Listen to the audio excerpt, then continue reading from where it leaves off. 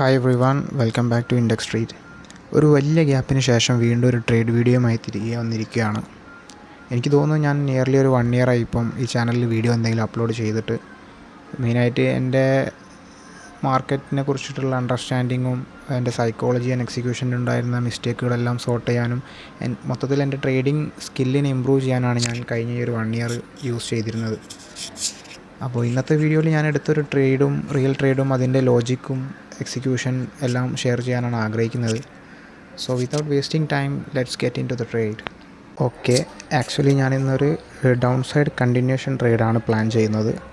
അപ്പോൾ നിങ്ങൾക്ക് ചാർട്ടിൽ കാണാൻ പറ്റുന്ന പോലെ ഞാൻ പ്ലാൻ ചെയ്ത ആ ഒരു സോണിൽ മാർക്കറ്റ് തിരിച്ചു വരികയും അവിടെ ഒരു റീടെസ്റ്റ് കൺഫർമേഷൻ തന്ന് മാർക്കറ്റിൻ്റെ ഒരു കണ്ടിന്യൂഷൻ കൺഫർമേഷൻ തന്നു കഴിഞ്ഞാൽ എൻ്റെ ട്രേഡ് എക്സിക്യൂട്ട് ചെയ്യാമെന്നാണ് എൻ്റെ പ്ലാൻ.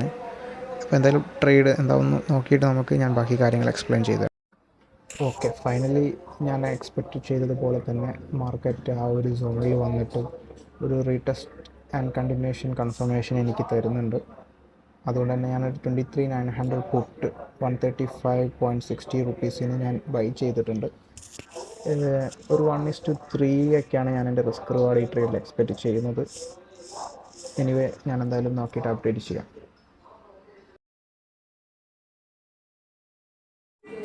ഓക്കെ, ഫൈനലി നമ്മുടെ ടാർഗറ്റ് ഹിറ്റ് ചെയ്തിട്ടുണ്ട്. ഞാൻ എക്സ്പെക്റ്റ് ചെയ്തതിലും വലിയൊരു മൂവ്മെൻറ്റ് തന്നെയാണ് മാർക്കറ്റിൽ ഉണ്ടായത്. ബട്ട് ഞാൻ ടു മച്ച് ഗ്രീഡി ഒന്നും ആവാൻ നിന്നിട്ടില്ല. എൻ്റെ എക്സാക്ട് പ്ലാൻ അനുസരിച്ചിട്ടുള്ള ലെവലെത്തിയ സമയത്ത് നിയർ ഈ ഒരു സോണിൽ പ്രൈസ് കയറിയപ്പോൾ ഞാൻ എൻ്റെ പൊസിഷൻ ബുക്ക് ചെയ്ത് മാർക്കറ്റിൽ നിന്ന് മാറിയിട്ടുണ്ട്. എൻ്റെ പ്ലാൻ അനുസരിച്ചൊരു 1:3 ആയിരുന്നു എൻ്റെ റിസ്ക് റിവാർഡെങ്കിലും അതിൽ കൂടുതൽ എനിക്ക് മൂവ്മെൻറ്റ് മാർക്കറ്റിൽ നിന്ന് കിട്ടി. അപ്പോൾ എനിക്കത് ഇനഫായിരുന്നു. ഞാൻ അതുകൊണ്ട് തന്നെ പൊസിഷൻ ബുക്ക് ചെയ്ത് മാറി. ഈ ഒരു ട്രേഡ് എനിക്ക് എടുക്കാനുണ്ടായിരുന്ന മെയിൻ റീസൺ എന്ന് പറഞ്ഞു കഴിഞ്ഞാൽ മാർക്കറ്റ് ഫസ്റ്റ് തന്നിട്ടുള്ള ഒരു മൂവ്മെൻറ്റ് തന്നെയാണ്. കാരണം മാർക്കറ്റ് മൾട്ടിപ്പിൾ ടൈംസ് ഒരു ലെവലിൽ റിജക്റ്റ് ചെയ്ത് അപ്സൈഡ് പോകാൻ വേണ്ടി ട്രൈ ചെയ്യുകയും അത് കണ്ടിന്യൂസ്ലി ഫെയിലായതിനു ശേഷം ആ ഒരു ആ ഒരു സപ്പോർട്ട് തന്ന ഏരിയ ബ്രേക്ക് ഡൗൺ ചെയ്ത് കഴിയുമ്പോൾ മാർക്കറ്റിലുള്ള സെല്ലിംഗ് ബയാസായിട്ടുള്ള ആൾക്കാരെ ആ ഒരു പ്രൈസ് ആക്ഷൻ അട്രാക്റ്റ് ചെയ്യും. അങ്ങനെ ആ ഒരു ഡൗൺ സൈഡ് മൂവ് എക്സ്പെക്റ്റ് ചെയ്തുകൊണ്ട് നിൽക്കുന്ന ആൾക്കാർ ഇത്തരത്തിലൊരു പുൾ ബാക്ക് അല്ലെങ്കിൽ ഒരു റീടെസ്റ്റ് സംഭവിക്കുന്ന സമയത്ത് അവരവരുടെ പൊസിഷൻസ് മാർക്കറ്റിൽ എൻ്റർ ചെയ്യാനും അത് ബേസ് ചെയ്തിട്ടൊരു ഡൗൺ സൈഡ് കണ്ടിന്യൂവേഷൻ സംഭവിക്കാനുള്ള പ്രോബബിലിറ്റി വളരെ ഹൈ ആണ്.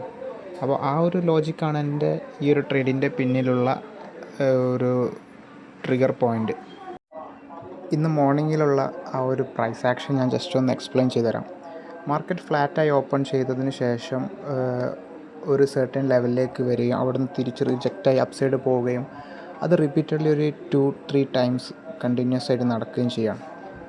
അതിനുശേഷം ആ ഒരു ലെവൽ ബ്രേക്ക് ഡൗൺ ചെയ്തിട്ട് അതേ ലെവലിലേക്ക് തന്നെ പ്രൈസ് റീടെസ്റ്റ് ചെയ്തിട്ട് നിൽക്കുന്ന സമയത്താണ് ഞാൻ എൻ്റെ ട്രേഡ് പ്ലാൻ ചെയ്ത് എക്സിക്യൂട്ട് ചെയ്യുന്നത്.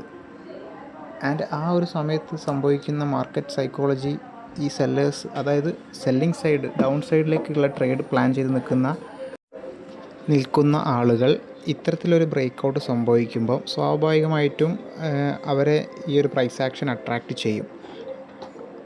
അങ്ങനെ പുതിയ പാർട്ടിസിപ്പൻസ് മാർക്കറ്റിൽ ആഡാവും, വോളിയം ഇൻക്രീസ് ആവും. അതിൻ്റെ റിസൾട്ടായിട്ടാണ് നമുക്ക് ആ ഒരു കണ്ടിന്യൂവേഷൻ മൊമെൻറ്റം ലഭിച്ചത്. പിന്നെ അതുമാത്രവുമല്ല, ഈ ഒരു സർട്ടൻ ലെവൽ, അതായത് മോർണിംഗിലുള്ള റിജക്ഷൻ കിട്ടിക്കൊണ്ടിരുന്ന ഒരു ലെവലിൻ്റെ ബിലോ എന്ന് പറയുന്നത് ബയേഴ്സിൻ്റെ ഒരു SL ഏരിയ, അതായത് നമ്മുടെ മാർക്കറ്റിലെ ലിക്വിഡിറ്റി ഉള്ള ഒരു ഏരിയ കൂടിയാണ്. അപ്പോൾ ആ ഒരു ഏരിയയിൽ പ്രൈസ് വന്നു കഴിയുമ്പോൾ ഒരുപാട് ബയേഴ്സിൻ്റെ SLും കൂടിയാണ് ആ ലെവലിൽ ഹിറ്റ് ആവുന്നത്. അപ്പോൾ അത് ഓട്ടോമാറ്റിക്കലി നമ്മൾ ഇന്ന് ഡൗൺ സൈഡ് വ്യൂവിൽ ട്രേഡ് എടുക്കുന്നവർക്കുള്ള ഒരു ഫ്യൂലും കൂടിയാണ് ആ ലിക്വിഡിറ്റി എന്ന് പറയുന്നത്.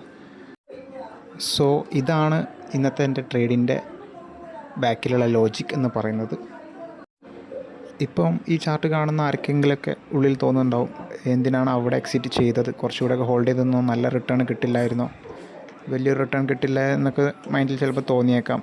ബട്ട് നമ്മളങ്ങനെ മാർക്കറ്റ് തരുന്ന എല്ലാ മൂമെൻറ്റും ഫുള്ളായിട്ട് ക്യാപ്ചർ ചെയ്യണം എന്നൊന്നും നിർബന്ധമില്ല. നമ്മുടെ റൂൾസ് അനുസരിച്ചിട്ട് നമ്മുടെ സെറ്റപ്പിൻ്റെ പ്ലാൻസ് അനുസരിച്ചിട്ടുള്ള റിസ്ക് റിവാർഡ് ഓൾറെഡി ഞാൻ ഫിക്സ് ചെയ്തിട്ട് ആണ് ട്രേഡ് എടുത്തത്. അതുകൊണ്ട് തന്നെ ആ ഒരു റിവാർഡ് വന്ന സമയത്ത് ആ സെർട്ടൻ പോയിൻ്റ് എത്തിയ സമയത്ത് എൻ്റെ റൂൾ ബേസ് ചെയ്തിട്ട് തന്നെയാണ് ഞാൻ എക്സിറ്റ് ചെയ്ത് മാറിയിട്ടുള്ളത്. സോ അതെൻ്റെ മാർക്കറ്റ് അപ്രോച്ച് ചെയ്യുമ്പോൾ എൻ്റെ ഒരു ഡിസിപ്ലിൻ ഇൻക്രീസ് ചെയ്യാൻ എന്നെ വളരെയധികം ഹെൽപ്പ് ചെയ്യുന്നൊരു സംഭവമാണ്. സോ ഇത്രയും കാര്യങ്ങളാണ് ഇന്നത്തെ എൻ്റെ ട്രേഡിൽ എനിക്ക് എക്സ്പ്ലെയിൻ ചെയ്ത് തരാനുള്ളത്. ഇത് റിഗാർഡിങ് നിങ്ങൾക്ക് എന്തെങ്കിലും ഡൗട്ട്സ് ഉണ്ട്, ഫോർ ഡീറ്റെയിൽസ് വേണമെന്നുണ്ടെങ്കിൽ ജസ്റ്റ് കമൻറ്റ് ബോക്സിലൊന്ന് മെസ്സേജ് അയയ്ക്കാം. ഞാൻ മാക്സിമം മെസ്സേജിന് റിപ്ലൈ തരാൻ ശ്രമിക്കുന്നതായിരിക്കും.